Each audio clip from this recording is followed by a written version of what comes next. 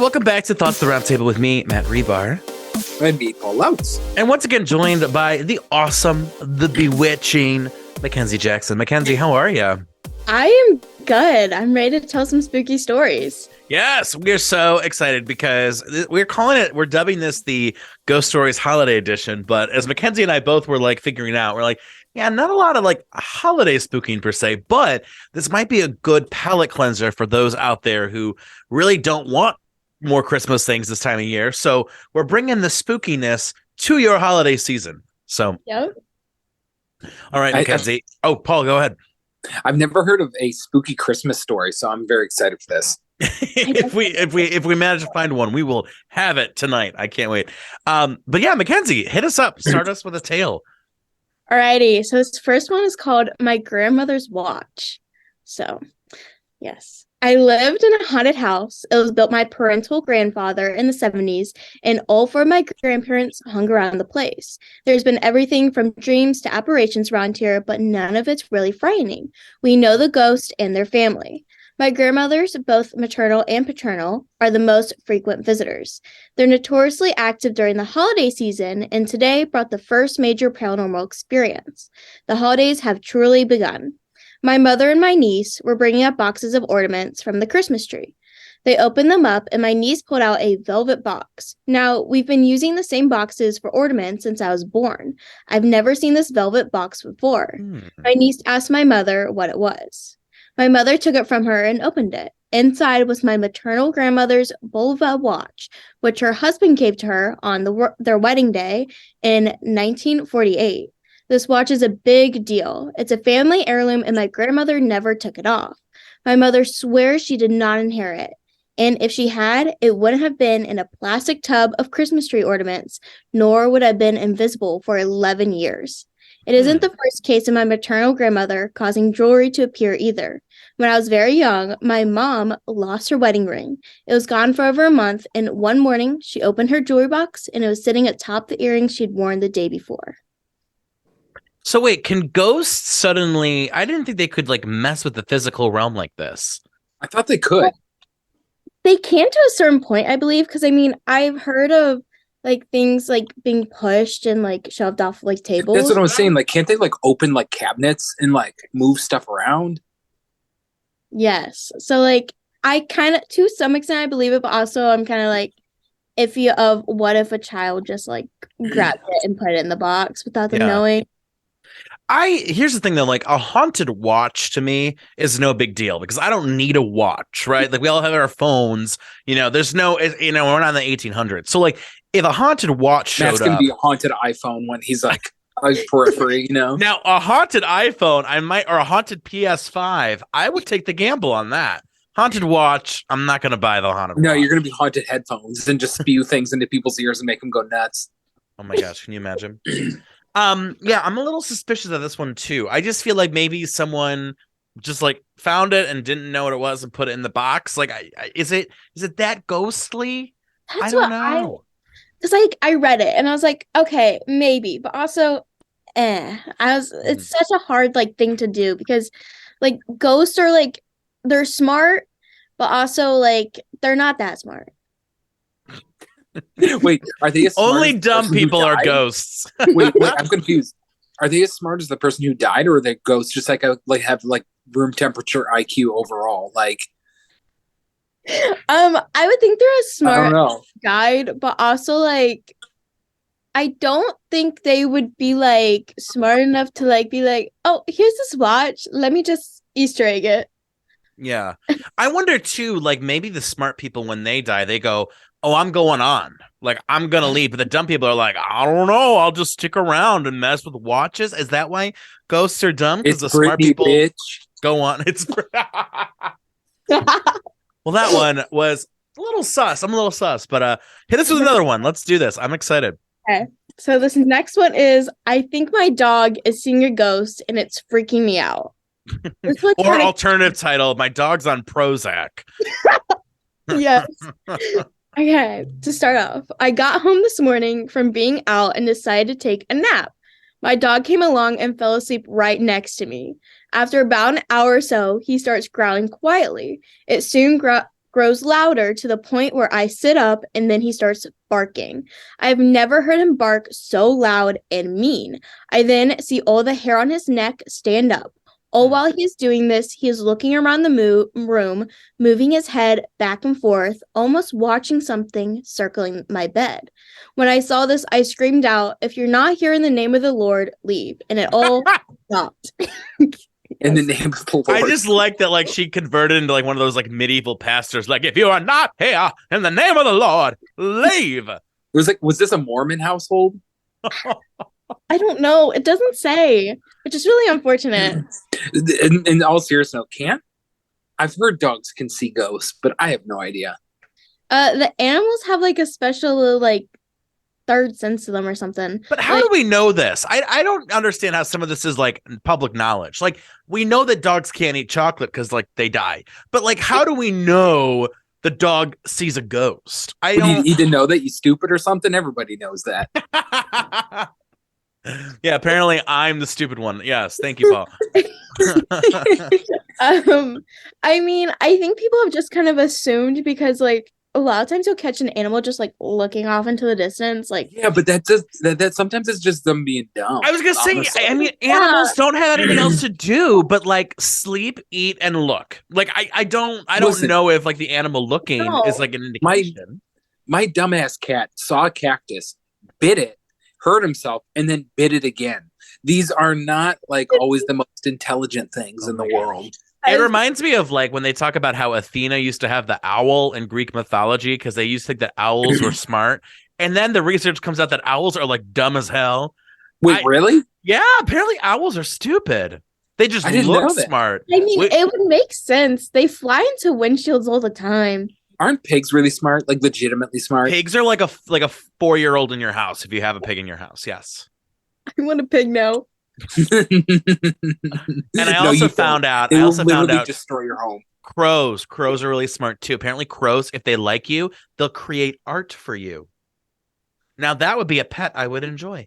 Imagine coming home and there's like a beautiful mosaic in the lobby of your house or something. Like, I mean, I don't know if I want artwork by a crow. They're omens, so yeah, well, it's a good omen if it's like doing the art for you. It's like, I don't get the omen thing. You remember? I think black cats in ancient Egypt were like insanely good luck. Really? Yeah, they were like they literally worshipped black cats. Like black cats in ancient Egypt were like the height of luck. Like if you had one, you were like the best.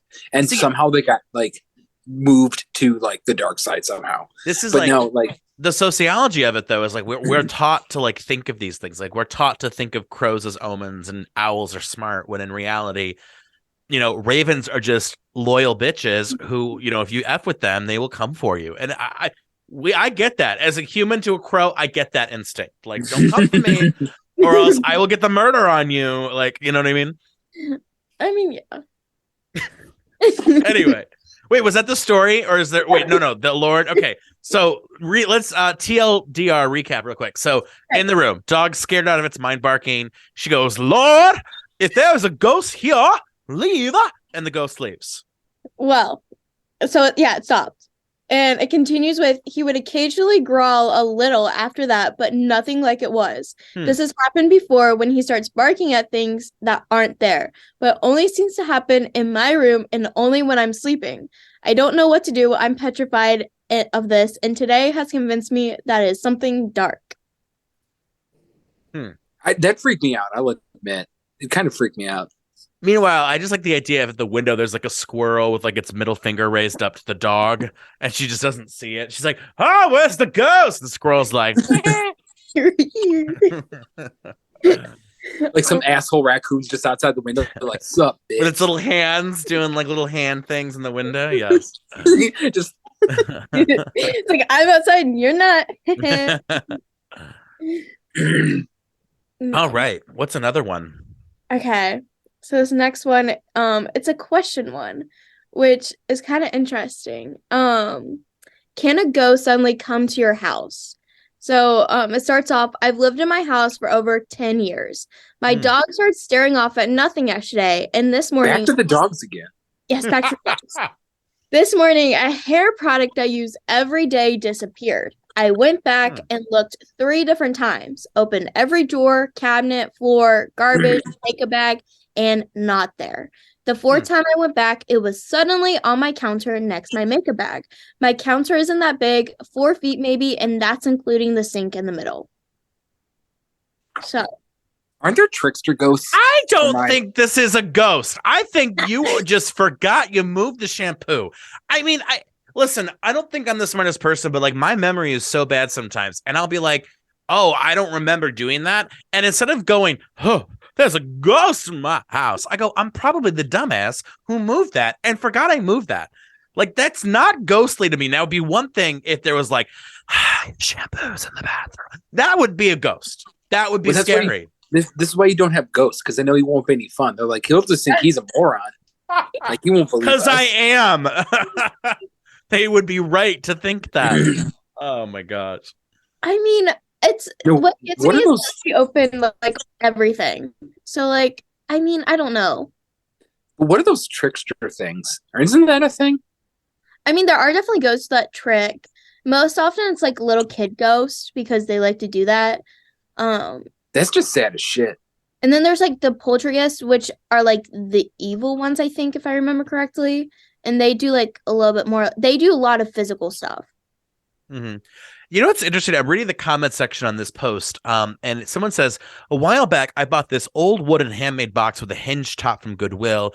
I kept it in my living room on this little sofa table. As the weeks went on, I started to feel spooked, like someone was watching me. There was one instance where I saw a black shadow behind my TV in the corner of my eye. My dog noticed it too. I finally realized it was the wooden box bringing all the weirdness after finding it wide open on the sofa table almost every morning. I got rid of it immediately and haven't had any weirdness since. That's wild. Now that's weird. That's ghostly. No, I think objects can be haunted. I do. Oh, definitely. A lot of like things like can attach to like objects, and that's why like if you ever go to like a haunted place, they're like always like don't touch it and don't take it because it will just follow you back. Oh my God. I can imagine like the items that like I would be tempted to take. It was like free donuts at the haunted laboratory or whatever. And I'm like, oh, I'll take the donut box. I'm going to Walmart. I'm going to be all over those places. It's 50% off at Target, but it's all haunted. I'd still be in there like, and that. So now I can't go thrifting. I might run into something at the thrift shop. Is that what's going to happen now? I mean, you just got to take that risk. I still take it. I like the idea of a thrift shop opening and like they 100% guarantee that they've like incensed all the product. Like that would be a smart thrift shop. I saw this thing somebody had posted on Facebook Marketplace. I forgot what the item was. I think it was like a cabinet, but it just had a sign that said definitely not haunted. Which is basically its way of saying, oh, this shit's haunted. Like you don't put the sign that says definitely not haunted because like I don't know. No one's asking for that, but now they see the sign. It's a no. It's a no. That's crazy. Oh man, Matt, if you could hunt one place forever, where would you go? Ooh, one place. Like it has to be like a closed building. Anywhere. And Mackenzie, this for you too. I'm curious if you had to pick somewhere. I feel like I'd haunt a gay bar just because I feel like that would be like a lot of fun stuff would go down that I could be like, oh, like people getting it out of the bathroom and I'm like rattling the door and they're like, oh, like I don't know. I think that'd be fun. That'd be funny. This one's hard. Maybe like a library, probably. So like apparently the Griselli Library is haunted. And it's haunted with depression. I mean, absolute straight up students are depressed on that. I go into that library and it is like the morgue. So yes, I absolutely believe it's haunted. But like I wouldn't mind haunting a library. I think it would be like fun hiding behind like a bookshelf, just knock out some books. You could read. You could spend all the time reading. I could become smart. I think I would haunt a Great Clips. A Great Clips? Like, yeah. And like spell out shit on the floor with the hair, you know? Oh, that was a good. First of all, I feel like this is like an advertisement for Great Clips. Like this is when Paul and I go, the other day I needed a haircut, and so I went to Great Clips where it was 20% off. 2, I feel like you spelling things out the hair, that would get bored after like a week. Like what you do that for a week and then you'd be bored, right? And then you just like nudge people when they're getting their haircut and just mess up their heads. That'll be fun. Take control of like the shave Shaver. Oh my god, the whole like you know how they have all that expensive product that no one ever buys at the hair salon? Just all that stuff starts knocking down on the floor. Either that, or I wouldn't do anything at all. I would just chill there all day and watch the boomers get mad about the online check-in. Oh my god, I recently did that, and like the two like old people glared at me, and I was like, "Listen, happens every time. Listen, I think you can access this online. I don't know. Don't make fun of me. Listen, if you want to go to a place that doesn't have online reservations, go to like the old creepy barbershop where the old guys are. That like I don't know what to tell you. Sorry. No, I don't even care anymore. It's like, sorry, you didn't do this on your Nokia 3500, but like, I know what I'm doing. Your Razor flip phone could text in that you were on your way to Great Clips. Oh my god. Okay, moving along. What's our next one? Okay, the next one is I lived in a house where I'm convinced I was hearing/seeing the ghost of the previous owner. So this one's a little bit longer. When I was young, my family and I would move around a lot due to my dad's job. I saw a lot of towns and cities along the way, and frankly, I enjoyed it. I was around This is the 7 or 8. This is the first person who's had to move a lot around as a child and enjoyed it. Every time it's like we moved a lot around as a kid and I made no friends and I hated it. I hated my parents. Like it's the first time. Actually, it was fun to see places. Like okay, good for them. Go up. So I was around 7 or 8 when we moved to this certain house. I can't remember the town's name, but it was a small town with nothing around but a Walmart. Enough about the background. The house was rustic looking, not very updated. There was always this vibe about this house, like you weren't alone and everyone felt it despite trying to deny it. The first time I heard anything was once when I got home from school. I was the first one home, so I decided to play video games. I was really into the game until I heard a creaking noise, like when something is leaning back and forth in the wind. I could hear it coming from the dining room. I put my ear up to the dining room door, and I'm certain the noise was coming from there. I open the door, and the noise stops, and I hear a huge thump. I feel a huge cold draft come out of the room. I tried to figure out what the noise was, but never figured it out. That same night, I fell asleep in the living room and again was woken up with the creaking noise. I ignored it, but for some reason, I got this feeling of dread and looked towards the hallway and can see the silhouette of someone in the prone position on the floor. I thought it was my brother trying to scare me, so I turned back and started to fall asleep until I hear a quiet voice call my name. I immediately felt dread and pulled the covers over my head. I started to hear footsteps coming towards me and stop immediately above me. I am about to shit bricks in my head. I tell myself to start swinging. I didn't care who was standing there. I do just that and nobody is there. I go sleep in my mom's room and keep it to myself. The curiosity was killing me, so I asked one of the neighbors who had lived in the neighborhood for a while if he knew anything. This certain neighbor was an older man. He was usually a jokester and was always laughing and joking. As soon as I asked, his face turned serious. He asked me why I was asking so fast. Apparently, the previous owner killed herself. Apparently, she hung herself from the dining room chandelier.